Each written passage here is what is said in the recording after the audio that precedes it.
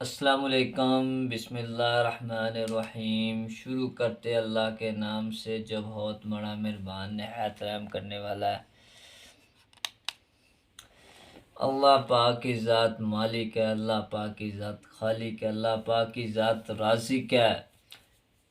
ساری کائنات کو پالنے والی ذات اللہ ہی کی ذات ہے۔ اللہ کے علاوہ کوئی پالنے والا ہے ہی نہیں، نہ کوئی پیدا کرنے والا، نہ کوئی پالنے والا ہے، اور نہ ہی اس دنیا کو چلانے والا ہے۔ وہی مالک ہے، وہی دنیا کو چلا رہا ہے۔ ساری کائنات کا نظام اسی کے ہاتھ میں ہے۔ جب سے کائنات بنی ہے تب سے لے کر تب تک اللہ ہی چلا رہا ہے اور ہمیشہ چلاتا ہی رہے گا۔ اللہ کی بڑائی تو بہت زیادہ بڑائی ہے۔ اللہ کی بڑائی تو سمندر شاہ بھی بن جائیں، درخت قلم بھی بن جائیں، اللہ کی بڑائی نہیں ختم ہوتی۔ اللہ مالک الملک ہے، اللہ شہنشاہ ہے، اللہ بادشاہ ہے۔ اللہ جسے چاہے عزت دے دے، جسے چاہے ذلت دے دے، اور جسے عزت دے دے اسے کوئی ذلت نہیں دے سکتا، جسے ذلت دے دے اسے کوئی عزت نہیں دے سکتا۔ آج اسی طرح کے ایک واقعہ ہے کہ ایک دعا ہے۔ دعا ایک ایسی چیز ہے جو ہر مقدر کو، ہر تقدیر کو، ہر چیز کو بدل سکتی ہے۔ دعا ایک ایسی چیز ہے۔ اور جیسے ہی دعا کا ایک واقعہ ہے کہ ایک بوڑھیا ماں کی دعا آپ کو بتاتے ہیں کہ ان کی دعاؤں میں کیسا اثر تھا۔ ویس کرنی کا واقعہ تو آپ سے سنا ہی ہوگا کہ ان کی بشارت حضرت محمد صلی اللہ علیہ وسلم ہمارے پیارے نبی نے دی تھی کہ ان سے دعا کرنے کی۔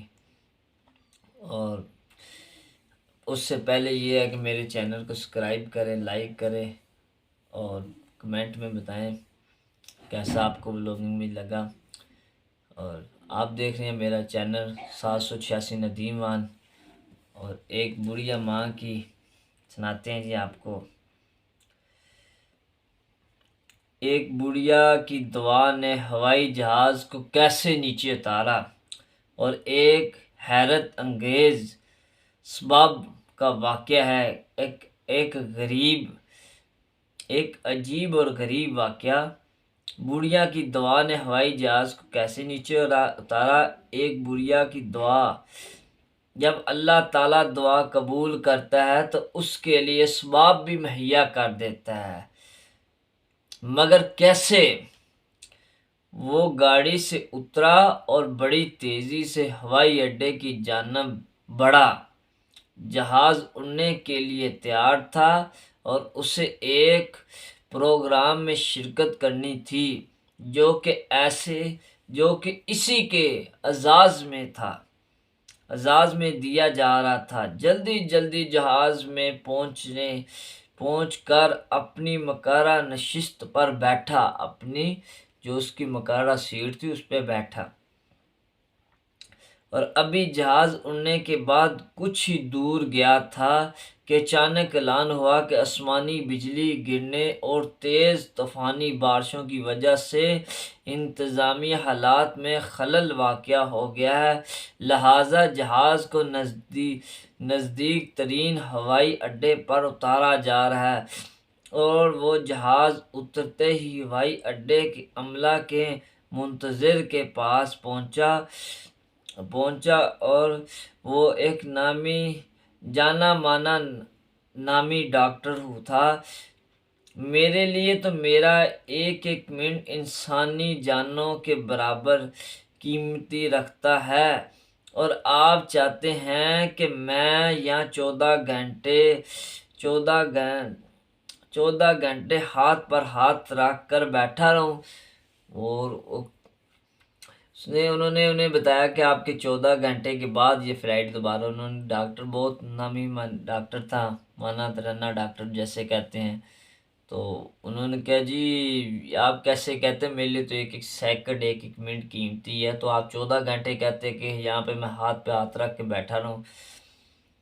کارکنوں میں سے ایک بولا جناب ڈاکٹر ذیشان صاحب، اگر آپ کو زیادہ جلدی ہے تو گاڑی کرائے پر لے کر اپنی منزل مقصود تک پہنچ جائیں، یہاں سے گاڑی میں آپ کے مقام تک 3 گھنٹے لگیں گے، یہاں سے گاڑی میں آپ کے مقام تک 3 گھنٹے لگیں گے، 3 گھنٹے سے زیادہ دور نہیں ہے۔ اس نے ایک گاڑی کرائے پر لی اور اپنی منزل مقصود کی جانب روانہ ہو گیا، لیکن یہاں بھی قسمت کام نہ آئی۔ موسلا دھار بارشوں اور جھگڑوں کی اور تیز ہواؤں کی وجہ سے وہ سفر جاری نہ رکھ سکا۔ ابھی یہ راہ میں ٹام مارتے پھرتے رہے تھے کہ ایک آسان ہوا کہ راستہ ہی گم ہو گیا، راستہ ہی بھول گیا۔ بارشیں تھی، موسم خراب تھا، راستہ بھول گیا۔ نا امید کے ساتھ آگے چلے جا رہے تھے۔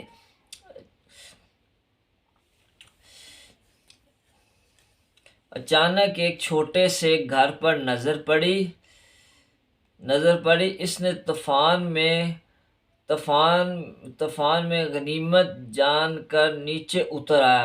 آگے جا کے بھی کوئی فائدہ نہیں، یہاں سے کہیں نیچے اتر کے وہ گھر میں چلا۔ غنیمت جان کر نیچے اتر آیا اور جا کر دروازہ کھٹکھٹا دیا اور آواز آئی، جو کوئی بھی ہے اندر آ جاؤ، دروازہ کھلا ہے۔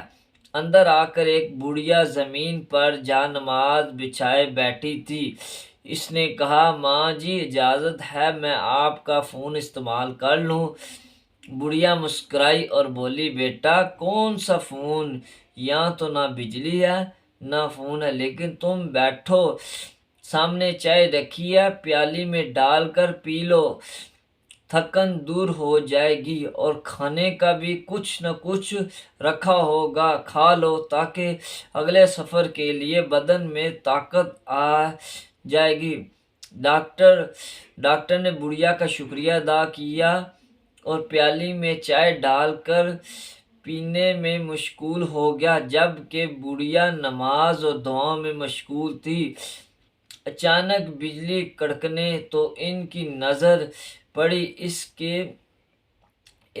بڑھیا کی یا نماز کی بغل میں ایک بچہ جو کمبل میں لپٹا پڑا ہے، جسے وہ تھوڑی دیر کے بعد ہلا دیتی جا رہی تھی۔ جب کافی دیر بعد بڑھیا نماز پڑھ کر فارغ ہوئی تو ڈاکٹر نے کہا، آپ کے اخلاق اور لطف و کرم کا نہایت مشکور ہوں۔ میرے لیے بھی یہ دعا کیجیے کہ آپ کے اخلاق حسین اس بات کی خبر دیتے ہیں کہ آپ کی دعائیں ضرور قبول ہوں گی۔ بڑھیا بولی، نہیں بیٹا، ایسی کوئی بات نہیں، تم راہ گیر ہو، راستہ یعنی مسافر ہو، راہ گیر ہو، اور راہ گیروں کے ساتھ حسن سلوک کا حکم اللہ نے دیا ہے۔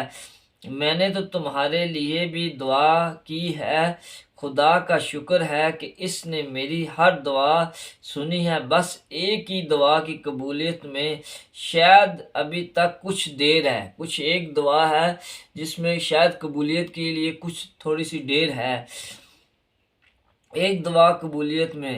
ڈاکٹر نے پوچھا، وہ کون سی دعا ہے؟ بڑھیا بولی، جو یہ بچہ تمہاری آنکھوں کے سامنے اندھا مورا پڑا ہے، میرا پوتا ہے، نہ اس کی ماں زندہ رہی نہ باپ، اس بڑھیا میں سے اس کی کوئی ذمہ داری مجھ پر پڑی ہے،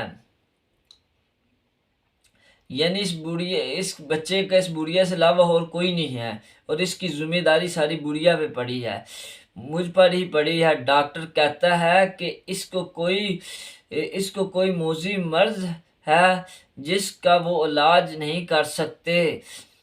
ایک ہی ڈاکٹر نے، بڑا نامی گرام ڈاکٹر بتایا تھا، اس کا ذیشان نام بتایا تھا، وہ اس کا آپریشن کر سکتا ہے، لیکن میں تو بڑھیا کہاں اس تک پہنچ سکتی ہوں، لے کر جاؤں تو پھر بھی وہ پتہ نہیں قبول کرے یا نہ کرے۔ میرے لیے تو خیر ہے، یہ بیچارہ بچہ خوار ہو جائے گا، بس اب اللہ سے ہی امید ہے کہ وہ میری مشکل آسان کر دے۔ ڈاکٹر کی آنکھوں میں سے آنسو نکل رہے تھے۔ وہ وہ بڑھیا وہ بڑھیا آواز میں بولا، خدا کی قسم آپ کی دعا نے ہوائی جہاز کو بھی نیچے اتار دا۔ ہوائی جہاز کو بھی نیچے اتار لیا۔ آسمان پر بجلی گوندنے سے مجھے راستہ بھول گیا تاکہ میں یہاں تک کھینچا چلا آؤں۔ خدا کی قسم مجھے یقین نہیں آتا کہ خدا ایک دعا کو اس طرح قبول کرے کہ اپنے بندے کے لیے اسباب بھی فراہم کرے۔ سبحان اللہ، ماشاءاللہ۔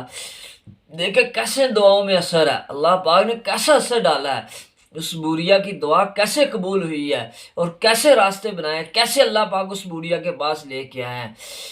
دعاؤں میں یاد رکھیں، چلتے ہیں، نیکسٹ ویڈیو میں ملتے ہیں۔ اللہ حافظ، السلام علیکم۔